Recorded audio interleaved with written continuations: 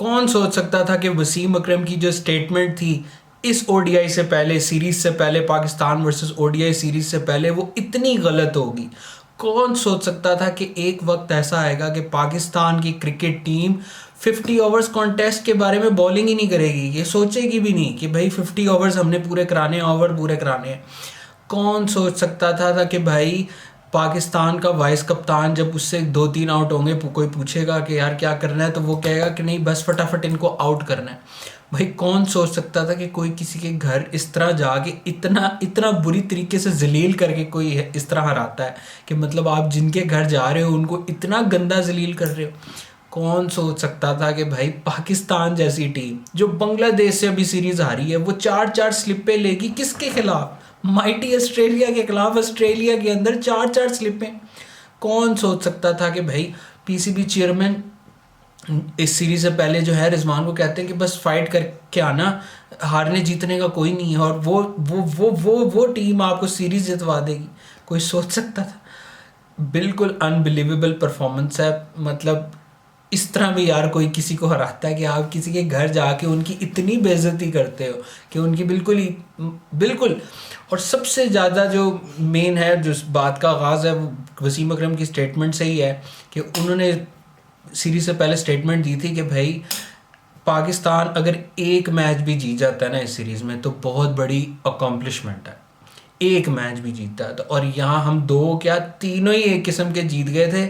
लेकिन बस वो एक कह लें कि वो उसकी बॉलिंग के अंदर उनकी फिटनेस के इशू हो गए थे, वरना अगर ये उसको नसीम शाह को अगर वो ना पड़ता, क्रैम्प ना पड़ता, और अगर वो फिटनेस वाइज अपनी पूरी लेंथ पे ना होते और कैचेस अगर अच्छे कर लेते, वो जो शुरू के अंदर अपॉर्चुनिटीज़ मिस हुई, स्मिथ का कैच, इंग्लिश का कैच छूट गया, वो ना होता तो हम ये 3-0 जीतते। यार ऐसे कौन हराता है? चलो वो भी हमारी इज्जत ही हुई है कि हम 2 विकेट से वो हारे हैं, और जिस तरह से हमने फाइट की, हम तो हमारी 150 पे हो रही थी, लेकिन नसीम शाह और शाहीन शाह अफरीदी को थैंक्स करके पूरी टीम एफर्ट, बल्कि 20-20 25-25 रन करा के 200 तक टीम ने पहुंचाया।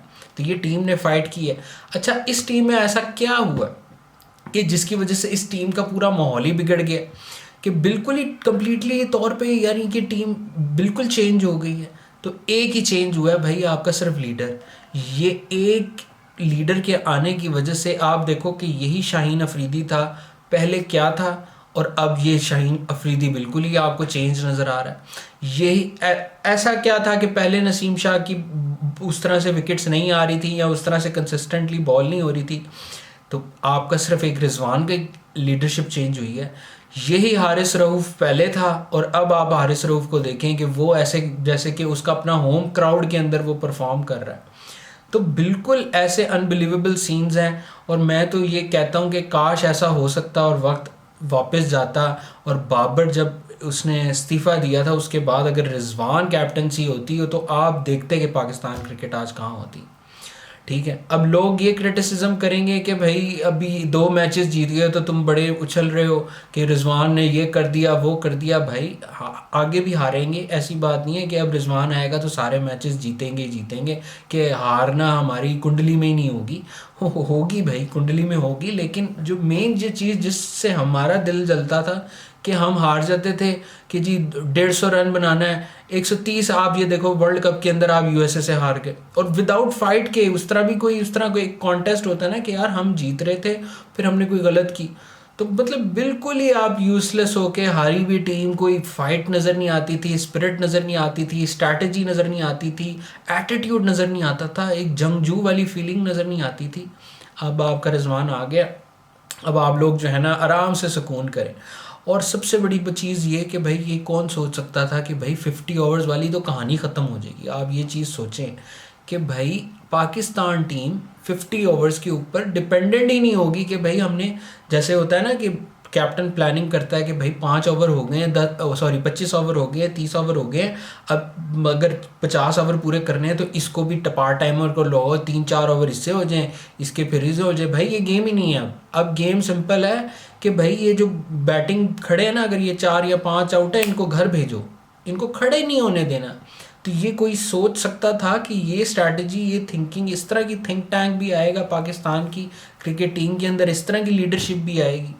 मैं हालांकि मिसबा का बहुत बड़ा फ़ैन हूँ, लेकिन मिसबा की भी strategy in terms of winning ये नहीं होती थी। वो वेट करता था कि ऑपोजिशन यहाँ गलती करे, फिर हम उसको कैपिटलाइज करेंगे। लेकिन रिजवान का ये एटीट्यूड नहीं है।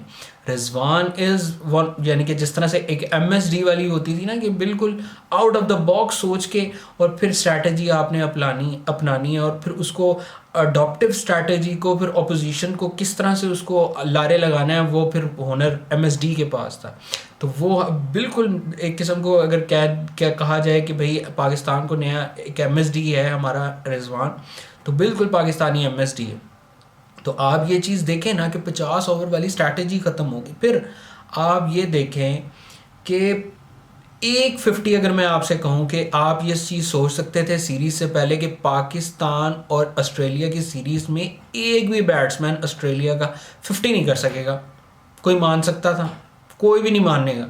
अगर सीरीज़ से पहले कोई मुझे कहेगा या किसी को कहेगा देखो 30 बारियां हैं, 3 ODIs हैं, 10 विकटें उधर, 10 विकटें दूसरे में, 10 विकटें इधर, 30, मतलब 30 बंदों में से एक दफ़ा भी कोई 50 नहीं करेगा। कोई सोच सकता है ऑस्ट्रेलिया की उनके होम कंडीशंस में ODI के अंदर 50 ओवर, T20 की बात नहीं कर रहा मैं कि T20 के अंदर आपने 50 करनी है।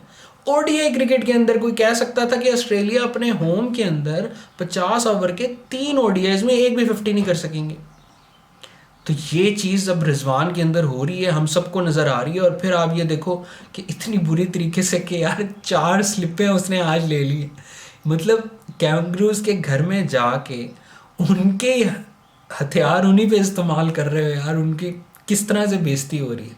और मुझे तो खुशी भी इस चीज़ की सबसे ज़्यादा है कि ये जो सेकंड ODI हम जीते हैं ना, जो उनकी फुल स्ट्रेंथ को हमने हराया, वो हमें बड़ा इजी ले रहे थे। उनकी स्ट्रैटेजी थी दूसरी भी हम जीतेंगे और तीसरा जो है हम बच्चों को आगे कर देंगे। तो अब जब वो दूसरा हारे ना, तो हम भी रिलैक्स हो गए कि भाई दूसरा को जब हम उनकी फुल स्ट्रेंथ के साथ, जिसके अंदर उनका स्टीव स्मिथ था, लबुशैन था, फिर स्टार्क था, फिर पैट कमिंस था, ये मतलब फिर हेजलवुड था, ये बड़े नाम, अगर आपकी Tier 1 टीम को आप हरा सकते हो, तो फिर तो ये लल्लू पंजू सी टीम आपकी कोई कहलाई ही नहीं जाएगी। और यही पाकिस्तान ने अल्हम्दुलिल्लाह किया। और मिसबा और अगर रिजवान की कैप्टनसी का मैं सबसे बड़ा कंपैरिजन करूं, तो वो यही था कि मिसबा वेट करता था अपोजिशन की वीकनेसेस की, लेकिन रिजवान ने कैपिटलाइज़ किया है। रिजवान ने वेट नहीं किया कि अपोजिशन गलती करे तो मैं इसको ग्रैब करूं। और गैरी कर्सन साहब को भी बेचारों को जो है ना अफसरदगी लग गई हो गई कि यार ये क्या हो गया कि मैं किस टाइम पे पाकिस्तान से मैंने क्रिकेट से राहें जुदा कर ली हैं। वरना बड़ा ज़बरदस्त सीन इंशाल्लाह आने वाला है कि रिजवान की कैप्टनसी में अब पाकिस्तान क्रिकेट अब फ्लरिश करेगी, कि वो at the end of the day वो लीडर अब जाके हमें मिला है जिसके पास अथॉरिटी है। एक बात मैं आप लोगों को कहूँ, आप मुझे ये बताओ, एक बंदा आपको कोचिंग के अंदर या कोई मैनेजमेंट के अंदर या इवन टीम के अंदर आपको नज़र आया हो कि भाई बाबर आगे आके रिजवान की कैप्टनसी में बात कर रहा हो कि यूँ फील्ड कर लो, ऐसे कर लो, ऐसे कर लो? जब रिजवान कैप्टन है ना, तो फिर रिजवान कैप्टन है, रिजवान किसी को आगे आने नहीं देगा। तो ये सारी चीज़ है। अब मैं तो हो रहा हूँ कि देखो 2002 की हम ये सीरीज़ हारे हुए, मतलब जीते हुए थे, और 2002 के बाद आज 22 साल बाद पाकिस्तान ये सीरीज़ जीता है। शोएब अख्तर ने तब अपनी बॉलिंग से वो सीरीज़ हमें जिताई थी, और लग ही नहीं रहा था कि जनाब कि हमें कोई ऑस्ट्रेलिया जैसी टीम के साथ कॉन्टेस्ट हो रहा है, क्योंकि बिल्कुल उनके ना उनसे बैटिंग हो रही है, फील्ड लैप्सेस हो रही हैं, लग ही नहीं रही थी वर्ल्ड चैम्पियन की टीम। और ये हुआ है लीडरशिप के आने से, क्योंकि एक ही चीज़ है ना, पहले भी यही टीम थी जो आपकी बांग्लादेश के खिलाफ बिल्कुल लेट गई थी। क्या चेंज हुआ है? सिर्फ एक लीडर के आने से देखें टीम का कितना मोराल, कितना इम्पैक्ट हो सकता है और कितना चेंज हो सकता है। तो आपकी नज़र में ऐसा क्या फैक्टर्स हैं जिसकी वजह से पाकिस्तान नीचे से इतनी ऊपर आई और ऑस्ट्रेलिया को ऑस्ट्रेलिया में डिफीट की? कोई 2 रीजंस मुझे कमेंट सेक्शन में अपने लाजमी